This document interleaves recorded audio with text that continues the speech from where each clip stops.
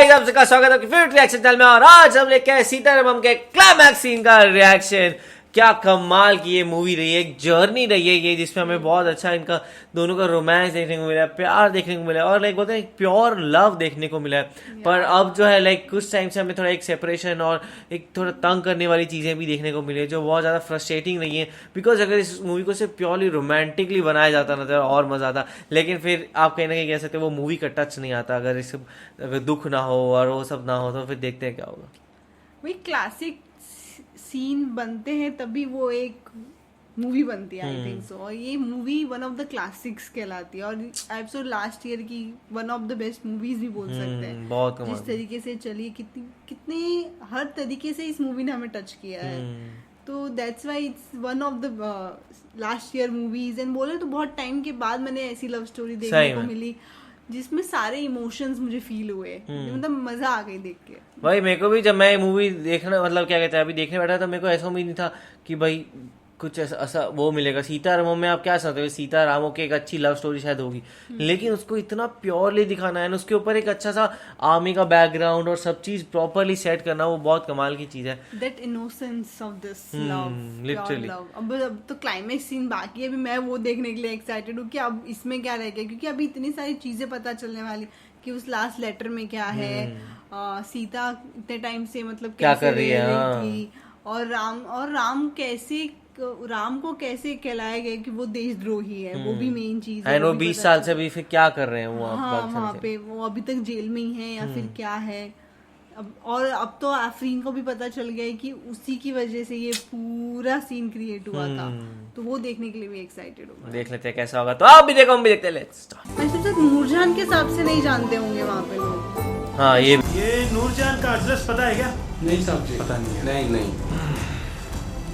सीता महालक्ष्मी का दुर्गत को सीता महालक्ष्मी जी ऊ पहाड़ पे रहती है। ओह, क्या बेस्ट जगह पे हाउस है। नहीं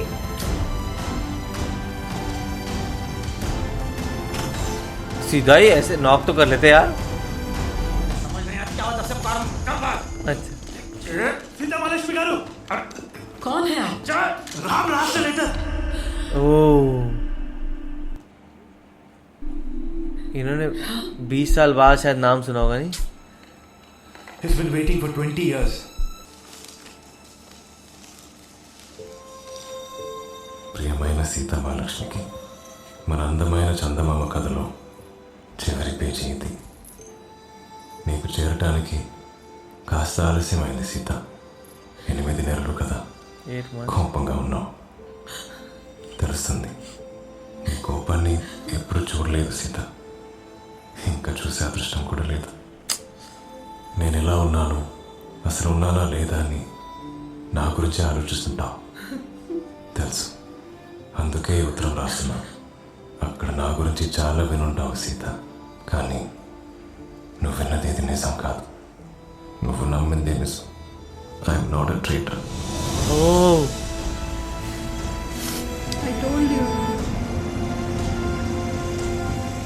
ప్రిన్సెస్ నూర్జహాన్ కాశ్మీర్లోనే ఎక్కడ ఉంది. Find out exactly why she is. ఆ లెటర్ సీత చేతిలో పడకూడదు. నేను చార్జ్ తీసుకుని ఐల్ బి బ్యాక్ టుమారో. పాపం Vishnu sir, he doesn't have a choice. తన పరిస్థితి అలాంటిది. क्या సార్, ఇద్దరిని రిలీజ్ చేద్దామని మీరే చెప్పారు కదా. ఒక్కరే వెళ్తారు, వాళ్ళే డిసైడ్ చేసుకుంటారు ఎవరు వెళ్ళారు. లెఫ్టినెంట్ రావ్, ఎలా ఉన్నావు? ఒంటరిగా బోర్ కొడుతుందా? నిన్నిక్కడ ఒక అనాథలా వదిలేశారని నీ దేశం మీద కోపంగా ఉన్నావు కదా. పుట్టుకతో అనాథనిరా, కానీ ఎప్పుడు అమ్మ మీద కోపం రాలేదు. Vishnu, I know you ready to die for your country. కానీ నీ ఫ్యామిలీ గురించి ఆలోచించావా? ओह, నీ పేరెంట్స్ మద్రాసులో ఉంటారు కదా. अच्छा, వాడితో పాటు అక్రమ్ इनको ब्लैकमेल किया होगा. ఓ కంగ్రాచులేషన్స్, నీకు లాస్ట్ వీక్ అబ్బాయి పుట్టాడు. అక్కడ కాఫీ తాగుతున్నాడు చూసావా, ముస్తఫా.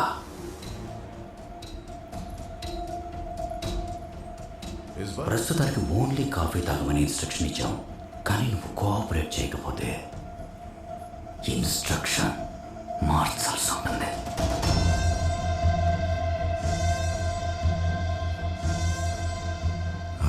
चाहिए? మాకు కశ్మీర్లో మీ ఆర్మీ యూనిట్స్ లొకేషన్స్ కావాలి. Oh. నేను వదిలేస్తాను. Just give us these coordinates and we will send you back home. I Pakistanis are promise. always like this. Oh. ఇదే ప్రశ్న విష్ణు సార్ని అడగ. Wow. తను నాలా కాదు, చంపేస్తాడు. సార్ విష్ణు ఒప్పుకున్నాడు, కోఆర్డినేట్స్ ఇవ్వడానికి రెడీగా ఉన్నాడు. He told everyone. And Ramu कितना कॉन्फिडेंस था नहीं कि वो तो कभी नहीं करेंगे, वो तो मार देंगे, और उन्होंने एक ही बार में फटाफट बता दिया. और सारा इल्जाम ही राम पे आ गया, और वो तो खुला घूम रहा है बाहर.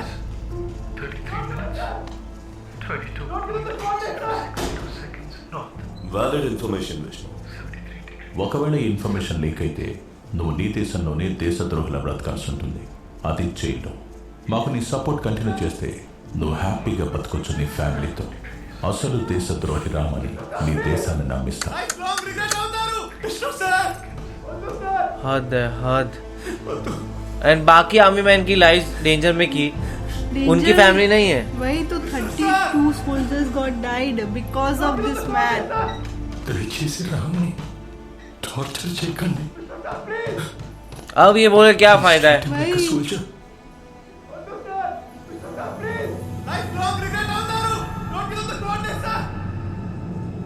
కనిపిస్తోంది, కన్నీళ్లతో ఈ ఉత్తరం తడిసిపోవటం కనిపిస్తోంది. తుడి చేసుకో.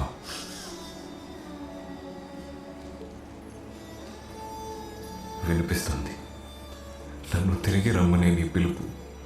నా చుట్టూ ఉన్న నిశ్శబ్దాన్ని చెరిపేస్తూ వినిపిస్తుంది.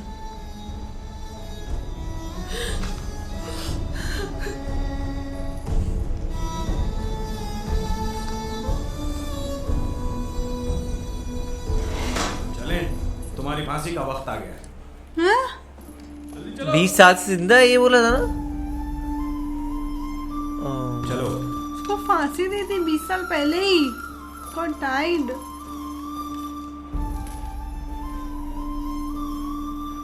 రా, నేను చేయగలిగేది ఏమైనా ఉంటే చెప్పు. నాకు మీరు ఇంకో సాయం చేయాలి. ఈ లెటర్ మీరు సీతకి పంపగలరా?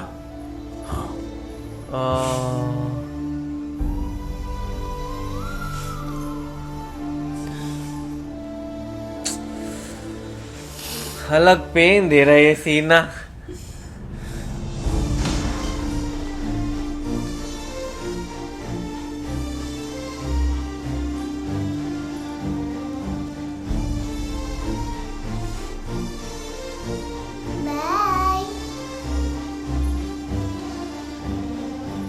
यार कुछ करके छुड़वा लेते, बचा लेते इनको. पाकिस्तान आर्मी है. ఇక నన్ను మర్చిపో. बट वो अबू तारीख करवा कोशिश कर सकता था कि नहीं?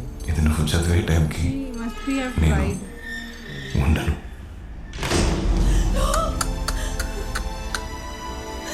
तो जो हमारे को प्री क्लाइमैक्स था कि शायद ये वापस आते, वो तो है ही नहीं. He has died.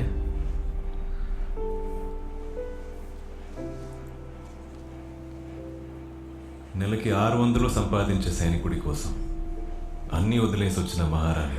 उसे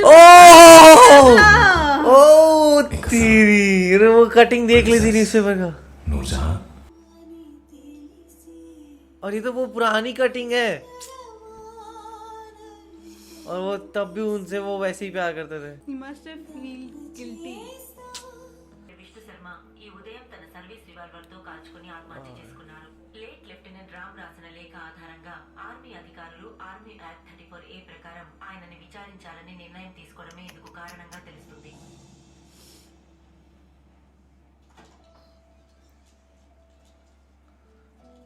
उनकी फिर भी सुसाइड करके उन्होंने तो इजी डेथ ही ले ली.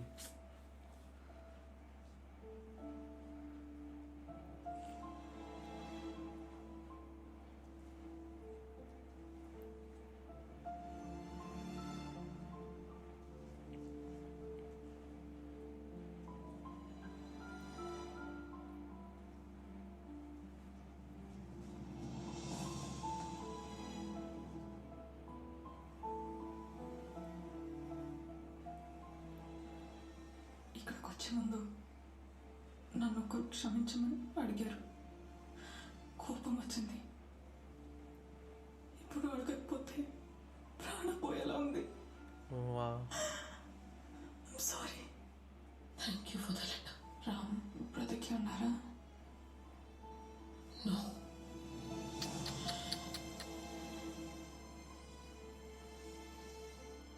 पर 20 साल में तो शायद उन्होंने खुद भी मान ही लिया होगा ही इज नॉट अलाइव पर फाइनली वो ऑनर मिला वापस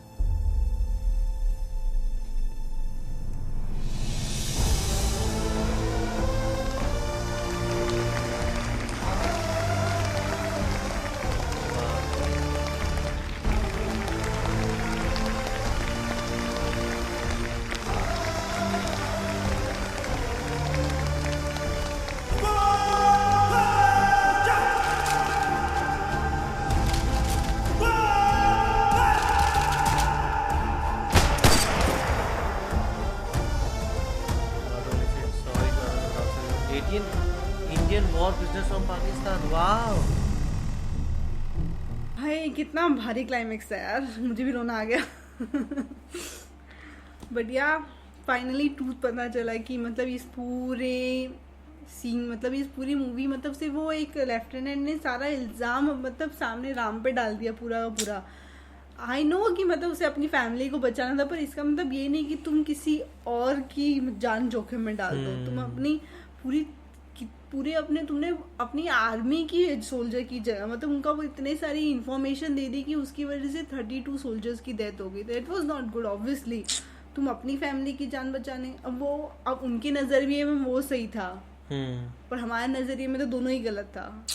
तो हम भी ज्यादा नहीं बोल सकते, बट गलत तो गलत ही होता है. गलत ही था क्योंकि देखा जाए तो वो हमेशा से इनसिक्योर थे. जैसे वो फर्स्ट टाइम वो जेल में आए तब से वो राम को गालियां दे रहे थे कि पहली बात तो तू ऐसा है, तू ही तेरी वजह से मैं आया. फिर उसके बाद दूसरा उन्होंने ये किया कि वो अबू तारिक को भी गालियां दे रहे थे. लेकिन फिर अबू तारिक ने जब ये बोला कि एक चूज होगा तब भी वो राम को गालियां दे रहे थे कि तेरे को ही लेके जाएंगे. लेकिन राम ने क्लियरली बोला था मैं आपको जाने दूंगा. राम ने एक भी बार ये नहीं बोला कि मेरी मन में है.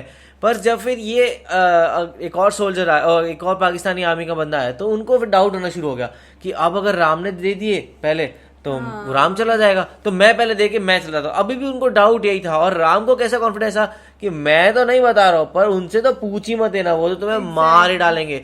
उनको ये कॉन्फिडेंस था. और उसी टाइम पे ऐसे हिट होता है ना कि उन्होंने तो बता दिया, सारे कोऑर्डिनेट्स में रिवील कर दिए. तो वो बहुत खराब चीज़ थी.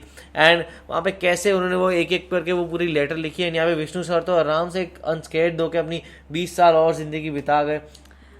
अनस्केर्ड तो नहीं थे, तभी तो वो इतने डरे हुए थे क्योंकि इससे तो वो लेटर उन्हें पता था कि लेटर में शायद ये सब लिखा हो सकता है उनके बारे में. तो इसकी वजह से वो लेटर उनके पास नहीं देना चाहते, सीता से लेना चाहते थे. इसकी वजह से वो ये सब कर रहे थे.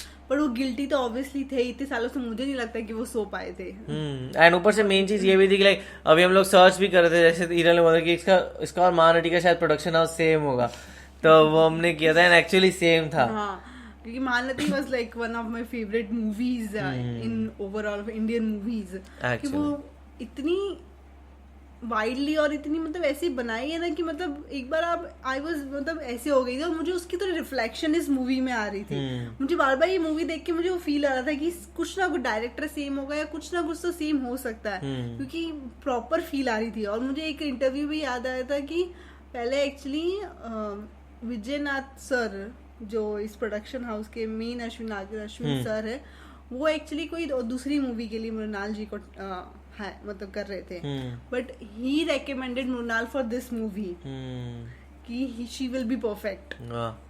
एंड देखा तो अभी शायद प्रभास की और दीपिका भी इनकी प्रोडक्शन हाउस के नीचे आ रही है. सो आई एक्सपेक्ट की क्योंकि प्रभास भी जाने आते हैं अपने रोमांटिक उसके अवतार के लिए. एंड दीपिका की तो तारीफ जितनी करो उतनी कम है. सो लाइक बहुत एक्साइटेड हूँ मैं देखने के लिए. एंड ऐसी मूवीज आती है ना तो होता है. और जैसे महानटी थी तो उसमें ऐसा था कि हम लोग ऐसे सावित्री गारू को ऐसे नहीं जानते थे, क्योंकि लाइक जैसे वहां के लोगों को तो एक अटैचमेंट पहले ही था, तो फिर वो और देख पा रहे थे. बट हम तो जानते नहीं थे, फिर भी हमें इतनी अटैचमेंट हो गई थी. Yeah, exactly. Kirti Suresh was so amazing. Like literally, उस movie में that was the first movie I seen her. अच्छा. And I got fan, directly fan बन गई. मतलब उसने जिस तरीके से मतलब उन्हें जिस तरीके से एक्टिंग करी थी, like एक वो भी एक कैरेक्टर जैसे कि उनकी डेथ हो चुकी है, उनकी एक्टिंग करना और भी डिफिकल्ट हो जाता है. वो भी हर डिफरेंट पार्ट की इतनी सारी लैंग्वेजेस सीखी उन्होंने उसकी वजह से. आप सोच भी नहीं सकते. दैट मूवी वाज लाइक वाह, और एक्चुअली ये And मूवी this भी movie वैसी ही है, बिकॉज ये भी बहुत कमाल, इसके सीन्स अभी भी हम याद करें ना तो क्या मेस्मराइजिंग सीन थे, चाहे वो म्यूजियम सीन हो, चाहे फिर वो वहां पे कश्मीर में सीन हो, चाहे सारे सीन अगर आप बस दिमाग में लाते रहो, रेन सीन हो, इवन जो ट्रेन में फर्स्ट टाइम गेट खोला था कितना प्यारा था वो, जैसे एक दूसरे को देखा था, इवन वो लेटर्स राइट करना है, दिलकीर सलमान की एक्टिंग की तारीफ करनी पड़ेगी, वो इतने क्यूट और हैंडसम लगते हैं ना उस चीजों में, ऐसे रोल्स में, तो लाइक बहुत जबरदस्त छा गए थे यार, बहुत कमाल की मूवी थी। आप समझ आना अगली कौन सी मूवी करें, सो देखेंगे। और राम सर टोल मतलब उन्हें अपनी इंटरव्यूज में भी दिलकर जी ने बोला था कि मैंने बहुत सारी लव स्टोरीज करी है, वो एक्चुअली लव स्टोरी नहीं करना चाहते थे जब इसकी स्क्रिप्ट आई थी, जब उन्होंने जिस इसकी स्क्रिप्ट पढ़ी और डायरेक्टली हाँ कर दिया, वो एक्चुअली लव स्टोरी नहीं करना चाहते थे, बट ये उनको इतनी पसंद आ गई तो उन्होंने डायरेक्टली हाँ कर दिया। और ये एक्चुअली सही डिसीजन था उनका। तो आप लोग कैसे लगा, आप कमेंट में जरूर बताएगा, ऐसे ही लाइक करते जाइए, कमेंट करते जाइए, शेयर करते जाइए, सब्सक्राइब करते जाइए। बाय।